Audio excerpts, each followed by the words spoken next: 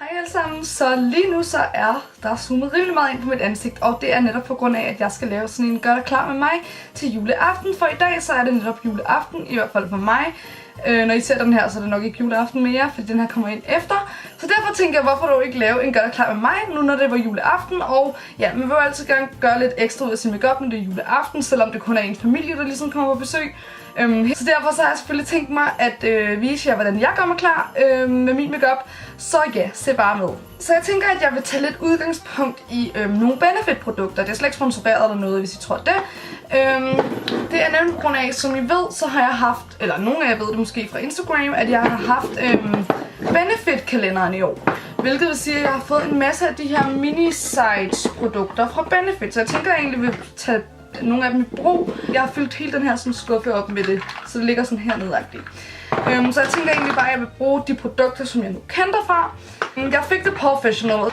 Jeg har allerede en stor og en lille, og nu fik jeg sådan en lille til, så jeg tænker ikke, at jeg vil bruge den. Den har jeg også set mig bruge masser af gange. Men så fik jeg den her That Girl, som også er en primer. Men jeg sætter lige mit hår op. Måske en god idé, at jeg havde gjort det før, Sofia. Så nu kommer mit hår til at se rigtig dumt ud, men det må jeg lige leve med. Ja. Så den har jeg prøvet før, og den virker egentlig meget som bare sådan en ansigtscreme, når man smører den ud, hvilket jeg også synes er ret dejligt. Den her, den lugter sådan af jordbær. Det er ret underligt. Nå. Der hørte ikke nogen foundation med eller noget. Faktisk så var der også den her primer med. Stay Flawless. Den tænker jeg faktisk lige at vil bruge rundt om min næse, fordi at rundt om min næse har min foundation en tendens til at sådan crease, kan man sige det sådan. Fordi jeg er rimelig tør rundt om næsen her i vintermånederne. Ja, vintermånederne. Så jeg tænker, at jeg lige vil putte den på der, fordi den er ret god til at sådan gøre, så min foundation ikke gør det netop. Fordi den er meget sådan fast i det, og sådan, ja, jeg synes bare, den ligger så rigtig godt. Men jeg vil bruge min MAC Face & Body Foundation. Jeg har selv bruner på lige nu, så jeg håber, den kommer til at passe mig. Men ja, den påfører egentlig bare hele mit ansigt. Jeg blender egentlig bare det hele ud med min Real Techniques, Multitask Brush. Og den blender jeg egentlig bare ud med sådan nogle her sådan buffing bevægelser-agtige. Som I kan se, så dækker Face & Body Foundation ikke særlig godt med rødme på kinderne, da jeg har mega røde kinder. Så den vil jeg selvfølgelig lige påføre. Wow. Den vil jeg lige påføre endnu en gang. Så blender jeg lige ud igen. Dum, dum.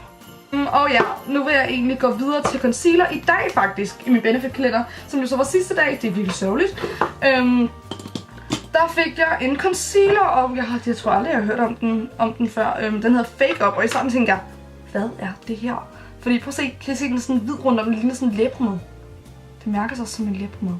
Og så indeni er der sådan noget concealer-agtigt noget. Nu tænker bare. Så den vil jeg egentlig prøve at bruge i dag. Jeg ved ikke, hvordan det her overhovedet kommer til at fungere. Det virker virkelig som en læbepomade. Som om jeg smører en læbepomade under øjnene. Så jeg vil gå over og bruge min Clarins. Jeg ved ikke engang, hvad den hedder. Den ser sådan her ud. Og den bruger jeg lige herinde, sådan, så den lige kan dække resten af mine mørke render.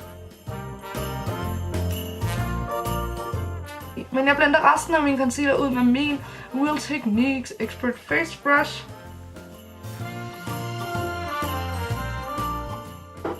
Har jeg stadig røde kinder? Ej, jeg har stadig røde kinder. Hvad gør Sofia ved det? Men jeg har min MAC. Jeg har set den før, tror jeg. Ikke så mange gange. Prep & Prime CC Powder. Som er den her gule puder, som ligesom går ind og dækker rød med. Så den tænker jeg lige putte på mine kinder. Så kan det være, det hjælper bare lidt. Men så tager jeg min Stay Matte puder.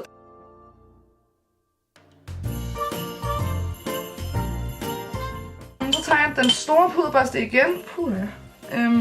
Og putter bare lige resten af mit ansigt. Så har jeg min Benefit Stay Don't Stray Primer. Som sagt er til øjnene. Den putter jeg så lige herop. Der er faktisk et andet produkt, jeg godt tænker mig at bruge. Den hedder Ola Lift. Og den er som sagt også fra Benefit. Og det er sådan en under eye brightener. Jeg forstår den ikke helt, men jeg bruger den egentlig bare lige her. Og så synes jeg bare, at den er virkelig god. Jeg ved ikke, om jeg bruger den rigtigt, men det er også lige meget. Så den putter jeg egentlig bare her. Jeg ved ikke, om jeg kan fornemme det, men den sådan highlighter rimelig godt. Så har jeg tænkt mig at bruge min nu skal jeg tænke mig om, min MAC Omega øjenskygge. Og den vil jeg så bare lige bruge på min 217 børste fra MAC, og så påføre den op i min globelinje, for at bringe noget dybde til mit øje. Her har vi øjnene. Er de ens? Ja, og så bruger jeg den her brune farve. Det der.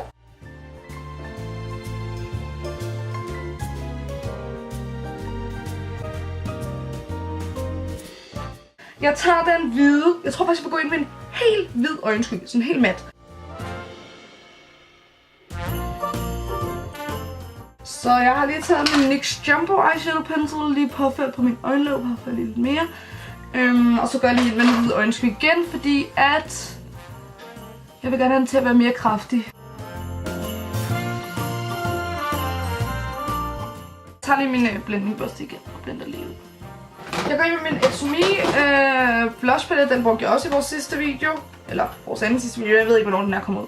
Og jeg bruger egentlig bare de her to farver. Nok mest denne her bruger jeg til at konturere. Jeg vil tage min Shore bronzer, den er bare altid god. Den er bare så god til at bronze ens ansigt op. Og der vil jeg egentlig bare tage den her store børste fra min Shore.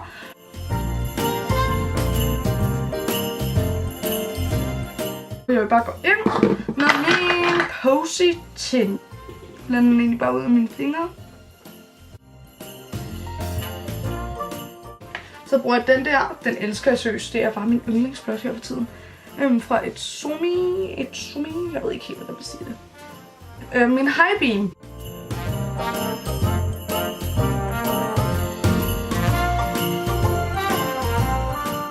Men jeg bruger egentlig bare min Bobbi Brown. Hvad hedder den egentlig? Shimmer Break i farven Bronze. Og bruger den her børste.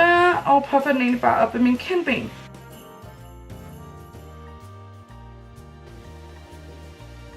Så. Og jeg påfører den også lige på min næseryg. Så vil jeg egentlig lige hoppe over til min øjenbryn. Og jeg er begyndt på noget igen. Det er rimelig sjovt egentlig, fordi det troede jeg ikke, jeg skulle begynde på igen.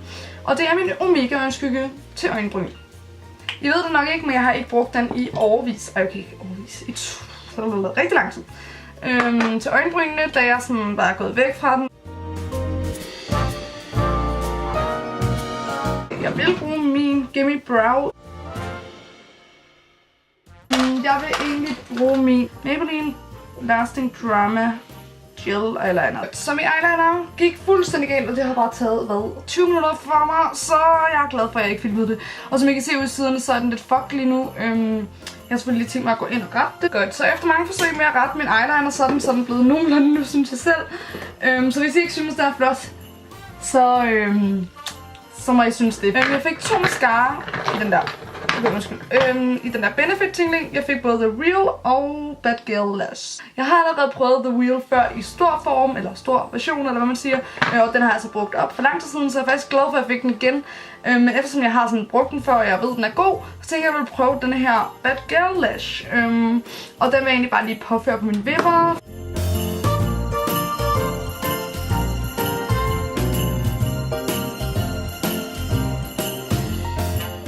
Så nu har jeg lige påført den her Telescopic Mascara som andet lag på mine vipper, og så har jeg også brugt den på mine undervipper.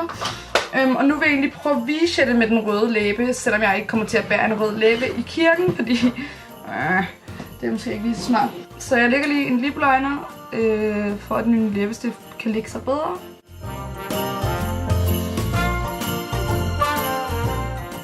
Og nu vil jeg egentlig bare gå videre til min læbestift.